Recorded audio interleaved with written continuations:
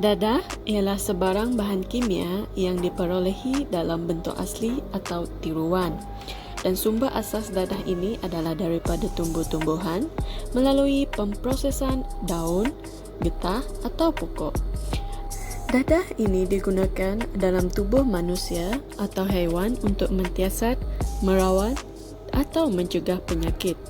Dadah akan mengakibatkan ketagihan, kemerosotan kesihatan dan keruntuhan akhlak pengguna apabila dimakan, diminum atau dimasukkan ke dalam badan dengan tidak mengikut peraturan.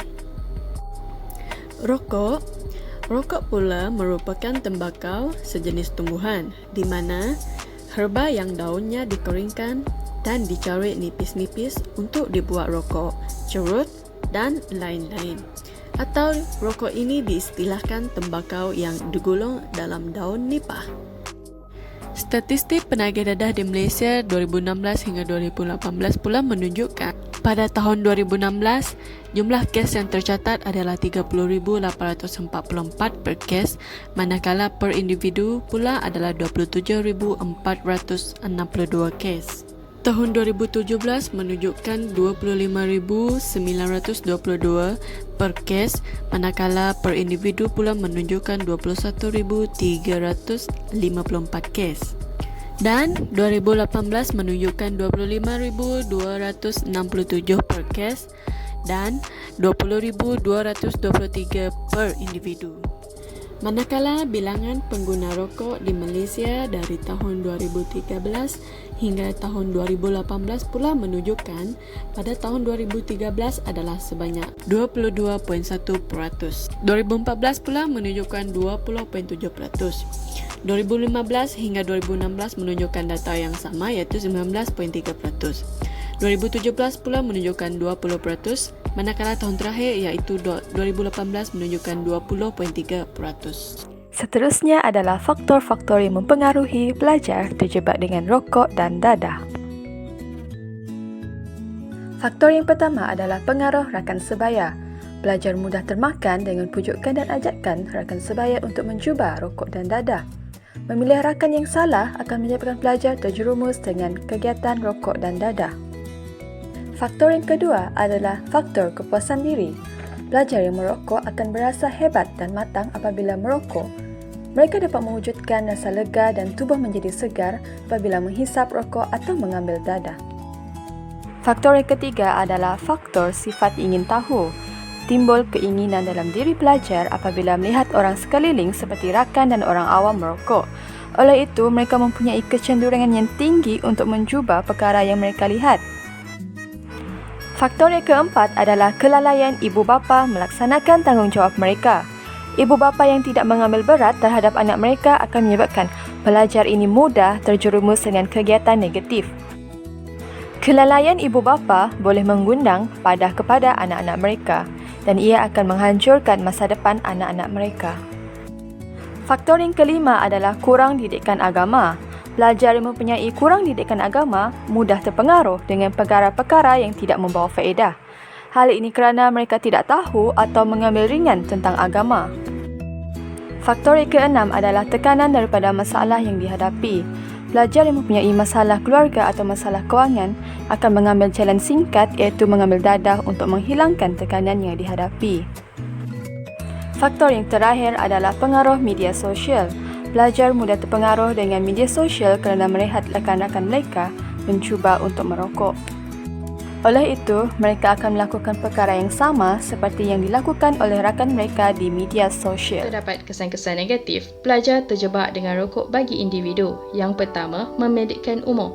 Tembakau di dalam rokok mempunyai hubung kait yang rapat sebagai penyebab barah dan juga penyakit jantung yang dapat meningkatkan risiko kematian. Yang kedua, pelajar terdedah dengan penyakit kronik. Hal ini kerana mereka merokok di usia yang muda dan meningkatkan risiko mendapat strok, serangan jantung dan juga kanser paru-paru. Yang ketiga, berlakunya pembaziran wang.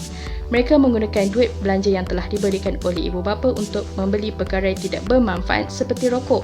Dan yang keempat, pelajar menjadi seorang yang pencemar dan tidak berdisiplin. Mereka membuang habuk rokok, putung rokok merata-rata seperti di lantai dan telah melanggar peraturan yang ditetapkan oleh sekolah. Seterusnya, terdapat kesan-kesan negatif pelajar terlibat dengan dadah bagi individu. Yang pertama, menjauhkan diri daripada masyarakat. Hal ini kerana pelajar mencari keseronokan dengan dadah di tempat tertutup dan tersembunyi seperti bangunan tinggalan. Yang kedua, mereka bersikap tidak bertanggungjawab terhadap persekolahan. Mereka hilang semangat untuk belajar dan mengabaikan kerja sekolah yang telah diberikan oleh guru. Yang ketiga, masa depan yang tidak terjamin. Mereka akan berada di kancah kemusnahan dan kemerosotan dalam peperiksaan serta meningkatkan masalah disiplin lalu diberhentikan sekolah. Yang keempat, dapat meningkatkan risiko terkenanya penyakit AIDS. Hal ini kerana mereka akan berkongsi jarum suntikan dan menyebabkan berlakunya AIDS. Kesan rokok dan dadah terhadap masyarakat. Kesan yang pertama ialah membuka aib keluarga. Keluarga penakih akan mendapat aib apabila masyarakat setempat mengetahui salah seorang anggota dari keluarga tersebut terlibat dalam gejala tersebut. Secara langsung, maruah serta imej keluarga akan terjejas. Masyarakat setempat akan memandang rendah serta menghina keluarga tersebut. Hal ini akan mengakibatkan mereka yang tidak bersalah dalam keluarga tersebut dianggap bersalah serta mereka tidak dapat hidup dalam keadaan yang harmoni. Kesan yang seterusnya ialah menjejaskan imej negara. Kesan penyalahgunaan dadah dalam kalangan rakyat akan menjejaskan ekonomi negara. Hal ini demikian kerana imej dan maruah negara akan terjejas di persada dunia yang akan menyebabkan urusan politik yang membabitkan perdagangan dengan negara-negara lain tidak dapat berjalan dengan lancar. Bagi mengelakkan kejadian ini berlaku, kerajaan telah melancarkan kempen anti dadah di seluruh negara secara meluas. Namun demikian, tanggungjawab untuk memerangi dadah seharusnya kita pikul bersama. Kesan yang seterusnya ialah mengancam nyawa kanak-kanak. Kanak-kanak juga dikategorikan sebagai perokok pasif. Ini kerana kanak-kanak menyedar asap rokok basi yang disebarkan oleh perokok. Akibatnya, kanak-kanak yang terdedah kepada asap rokok basi mempunyai risiko lebih tinggi untuk mengalami pelbagai masalah kesihatan. Di antara masalah kesihatan yang mungkin dialami adalah batuk, asma serta jangkitan paru-paru dan telinga. Di samping itu juga merokok mengundang ke arah pembaziran. Wang yang sepatutnya digunakan ke arah kebaikan telah digunakan untuk membeli rokok, iaitu satu perkara yang tidak bermanfaat. Seharusnya wang yang diperolehi perlu dilaburkan ke arah yang lebih baik seperti untuk pelajaran, makanan, memperbaiki taraf hidup keluarga, meningkatkan ekonomi negara dan lain-lain lagi. Kita beralih pula kepada langkah-langkah menangani masalah gejala rokok dan penyalahgunaan dadah dalam kalangan pelajar. Seperti di bahagian sebelum ini, kita telah melihat pelbagai faktor dan kesan daripada masalah sosial ini. Oleh itu, sudah pasti terdapat langkah-langkah yang dapat mengurangi, malah dapat mengatasi masalah gejala rokok dan penyalahgunaan dadah dalam kalangan pelajar. Antara langkah-langkah dalam mengatasi masalah gejala rokok dan penyalahgunaan dadah dalam kalangan pelajar ialah dengan memperkasakan penguatkuasaan undang-undang. Hal ini dikatakan demikian kerana undang-undang mampu mencegah atau mengurangkan masalah sosial yang berlaku dalam sesebuah masyarakat. Contohnya, pihak berkuasa seperti polis dan kastam perlu memperkasakan undang-undang seperti Peraturan 13, Peraturan Perkawalan Hasil Tembakau 2004 pindaan 2011, di mana undang-undang ini melarang penjualan rokok kepada mereka yang berumur 18 tahun, melarang mereka yang berumur di bawah 18 tahun merokok, mengunyah, membeli atau mempunyai hasil tembakau, dan mana-mana individu yang didapati bersalah di bawah peraturan ini boleh dikenakan denda sehingga RM1,000. Berkaitan undang-undang dalam mengawal penyalahgunaan dadah, terdapat Akta Dadah Berbahaya 1952 yang mana meletakkan had berat pemilikan ganja adalah maksimum sebanyak 200 gram di bawah Seksyen 37 dan jika disabit kesalahan boleh membawa kepada hukuman mati mandatori. Pada pendapat kami, hukuman yang diberikan di bawah akta-akta ini masih belum berkesan.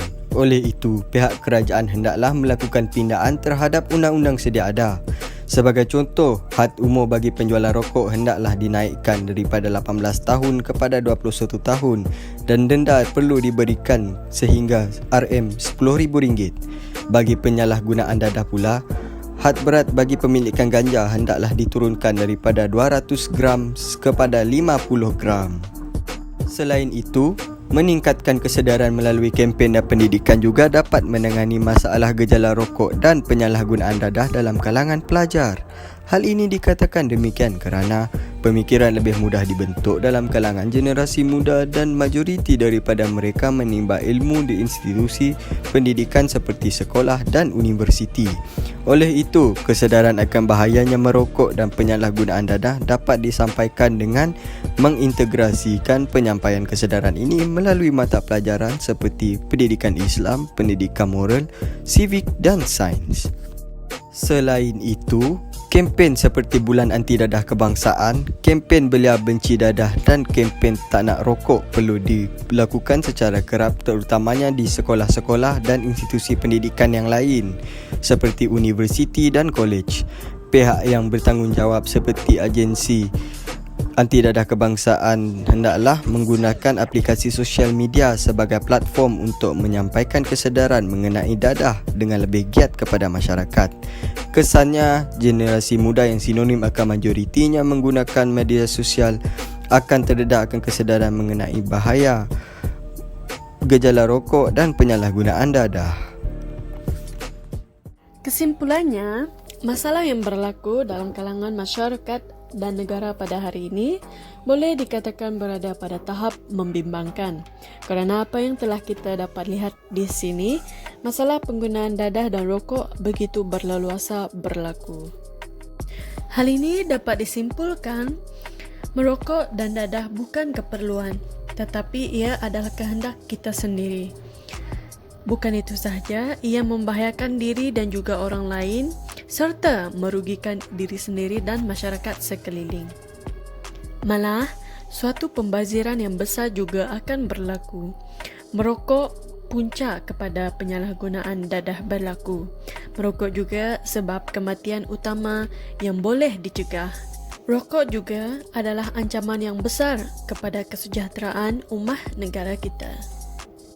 Maka, dengan ini kami bersetuju bahawa pengajaran etika perlulah diterapkan ke dalam diri pelajar sejak dari zaman persekolahan lagi agar mereka menjadi seorang yang berguna serta mempunyai nilai-nilai yang murni sejajar dengan dasar pendidikan negara kita Malaysia serta dapat menghasilkan modal insan yang berguna kepada agama, bangsa dan negara sejajar dengan kehendak kerajaan Malaysia dalam rancangan Malaysia yang ke-9 iaitu RMK 9.